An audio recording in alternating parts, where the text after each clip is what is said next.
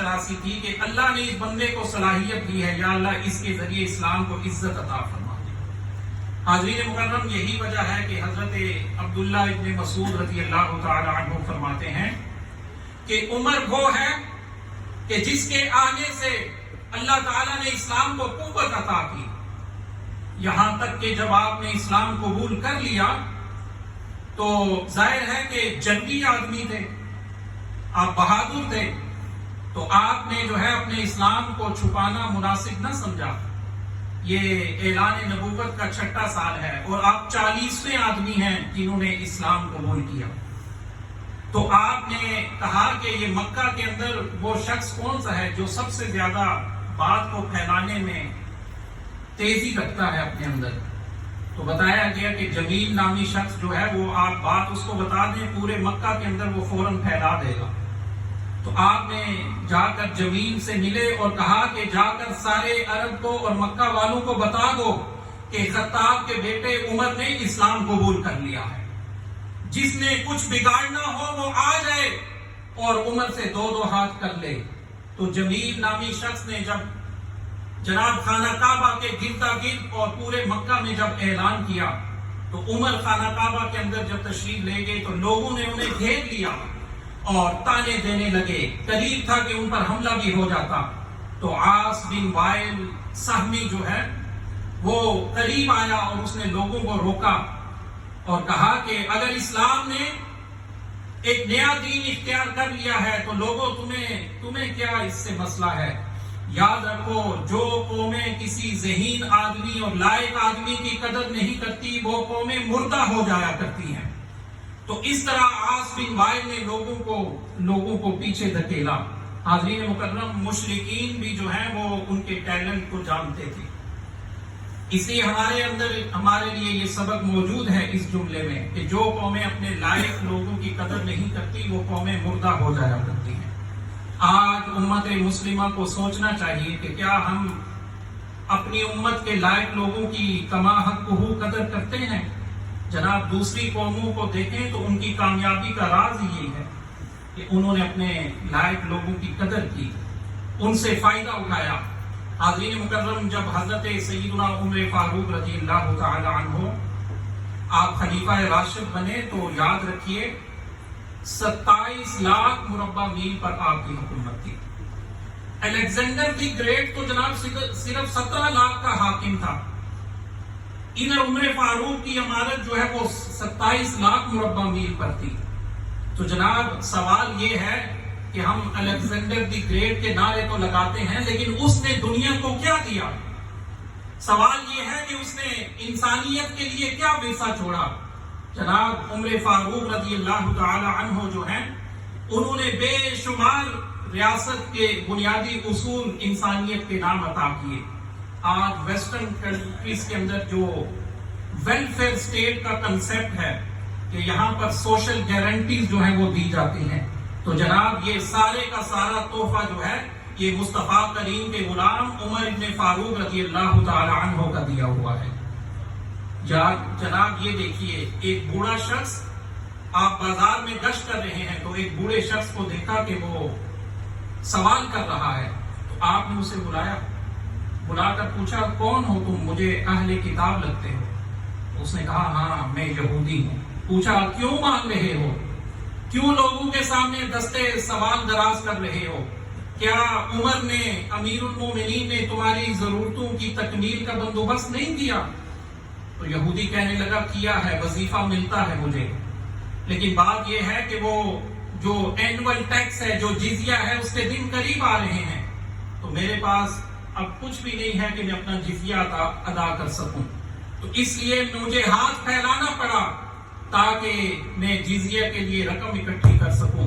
تو عمر فاروق رضی اللہ تعالی عنہ کا یہ تاریخی جملہ اس موقع پر تھا کہ اس کا مطلب ہے کہ عمر کی ریاست میں انصاف ابھی نہیں ہو رہا کہ ان کی جوانی کو تو ہم اپنے فائدے کے لیے استعمال کریں، یعنی یہ جوانی میں کما کر ہمیں دیں اور ان سے ہم ٹیکس کلیکٹ کریں، جزیہ وصول کریں، اور بڑھاپے میں ہم انہیں لوگوں کے سامنے سوال کی ذلت کے لیے مجبور کریں۔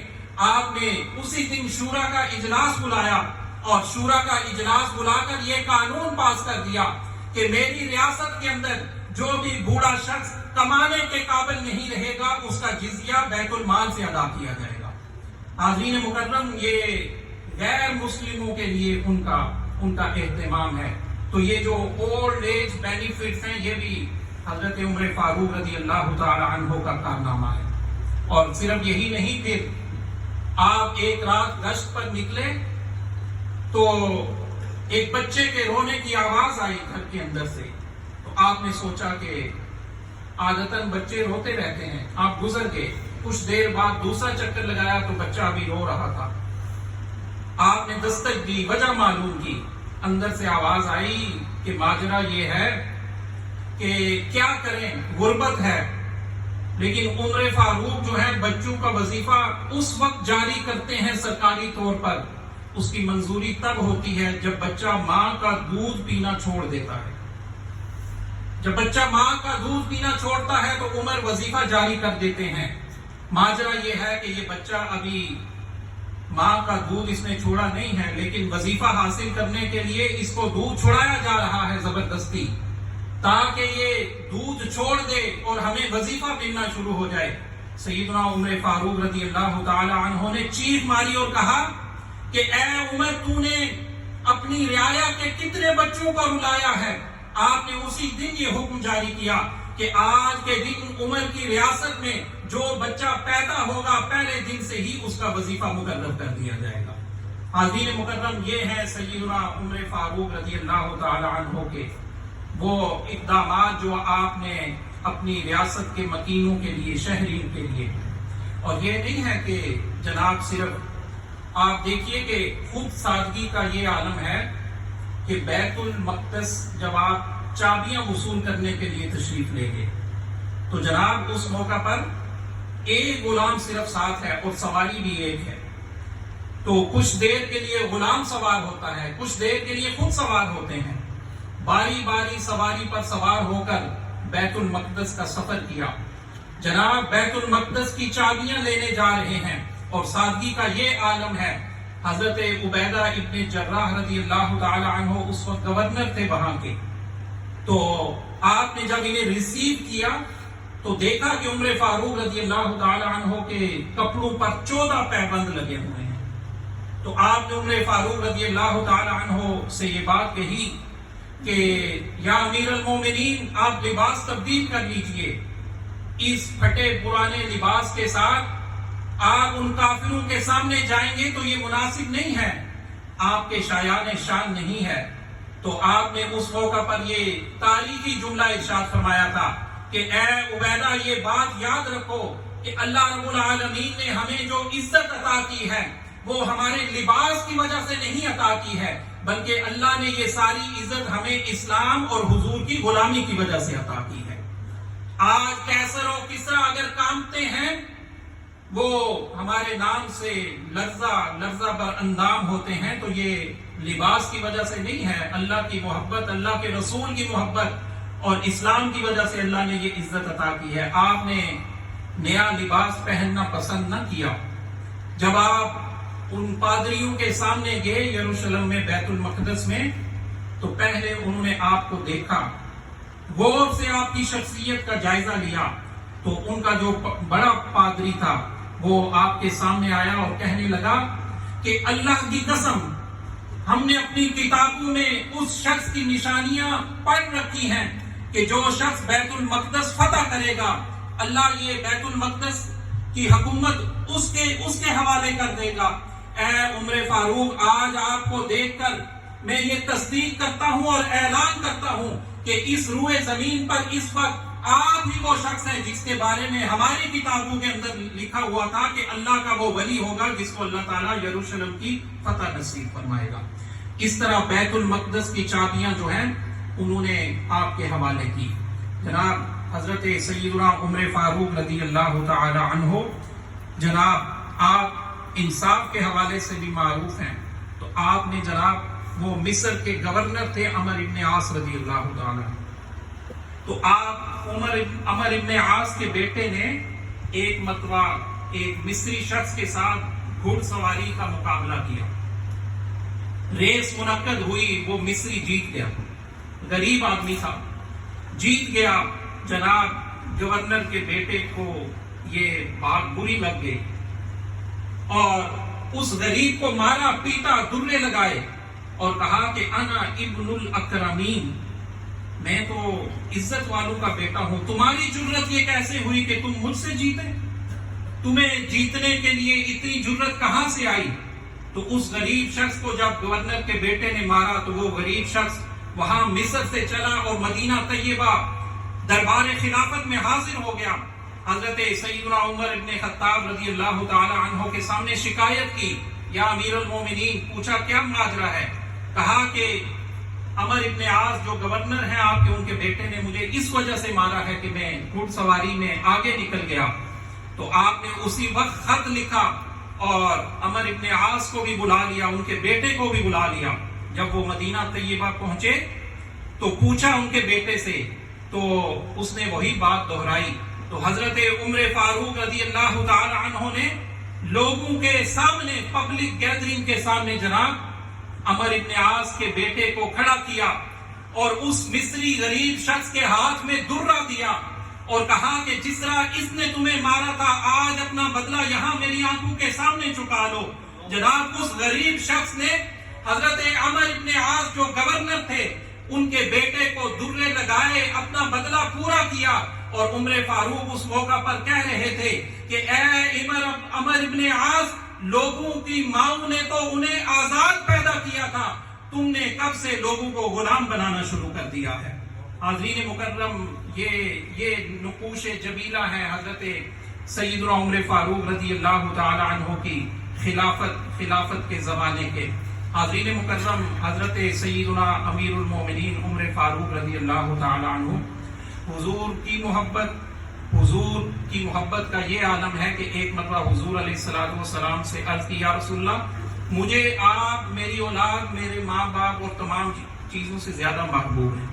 تو حضور علیہ السلام نے فرمایا کہ اے عمر، ابھی ایمان کامل نہیں ہے تمہارا، جب تک تم مجھے اپنی جان سے بھی زیادہ محبوب نہیں بنا لیتے تمہارا ایمان کامل نہیں ہوگا۔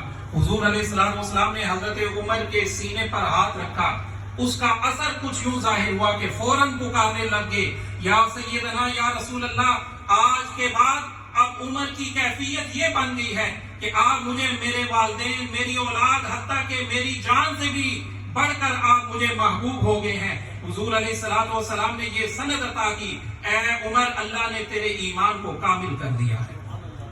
مراد رسول کامل الایمان۔ اور پھر حضور علیہ السلام نے یہ فرمایا، اے عمر، جس راستے پر تو چلتا ہے، شیطان وہ راستہ بدل لیتا ہے، شیطان وہ راستہ ہی تبدیل کر لیتا ہے جس راستے پر تو چلتا ہے۔ حضرت عمر فاروق رضی اللہ تعالی عنہ، جناب حضور کی ہر نسبت سے پیار کرنے والے، آپ نے ایک مرتبہ اپنی عمارت میں دور خلافت میں یہ حکم جاری کر دیا کہ کسی عورت کا حق مہر 400 درہم سے زیادہ نہیں ہو سکتا۔ آپ نے جب یہ حکم جاری کیا تو ایک عورت آپ کے پاس آئی اور کہا کہ اے امیر المومنین، آپ کو کیا ہو گیا ہے؟ اللہ تعالیٰ نے تو قرآن مجید میں کہا کہ وَآتَيْتُمْ إِحْدَاهُنَّ قِنْطَارًا فَلَا تَأْخُذُوا مِنْهُ شَيْئًا، کہ جو حق مہر تم عورتوں کو دے تو وہ واپس نہیں لے سکتے۔ تو اللہ نے جب کوئی حد مقرر نہیں کی ہے تو اے امیر المومنین، آپ کیسے حق مہر کی حد مقرر کر سکتے ہیں؟ امیر المومنین نے کہا کہ یا اللہ، تیرا شکر ہے، میری رعایا میں ایک عورت جیت گئی، اس کی بات درست ہو گئی اور ایک مرد کی بات غلط ثابت ہو گئی ہے۔ آپ دوبارہ ممبر پر بیٹھے اور حکم جاری کیا کہ میں نے جو بات 400 درہم حق مہر کی کہی تھی، میں اس کو منسوخ کرنے کا اعلان کرتا ہوں، اس عورت نے مجھے صحیح راستے پر لگا دیا ہے۔ جناب یہ ہے وہ چیز کہ جناب اپنی غلطی کو تسلیم کرنا۔ اگر یہ آپ نے ببانگ دوہر یہ نقش جمیل دیکھنا ہو تو عمر فاروق رضی اللہ تعالی عنہ کی شخصیت کو دیکھ لیں۔ آپ کی جو آفیشل سٹیمپ تھی، انگوٹھی تھی، اس کے اندر آپ نے یہ بات لکھوائی ہوئی تھی کہ عمر نصیحت کے لیے موت ہی کافی ہے۔ اندازہ لگائیے، یہ ہے وہ چیز کہ ہر وقت اللہ کی خشیت آپ پر طاری رہتی تھی۔ کہ ظاہر ہے کہ جب سٹیمپ آپ نے انگوٹھی ہر وقت پہننے لگتے تھے تو جب جو ہی نظر پڑتی کہ عمر نصیحت کے لیے موت کافی ہے، تم نے ایک دن اس زمین کے اندر اتر جانا ہے، اللہ کے سامنے اپنے اعمال کے لیے جواب دہ ہونا ہے۔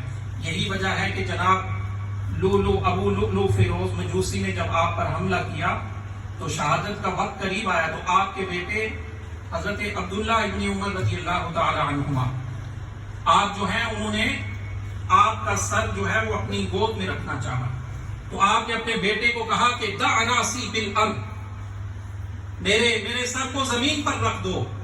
تو آپ کے بیٹے نے کہا کہ آپ تو اللہ کے پاس جا رہے ہیں، زمین پر ہو یا میری گود میں ہو اس سے کیا فرق پڑتا ہے، مجھے رکھنے دیجئے۔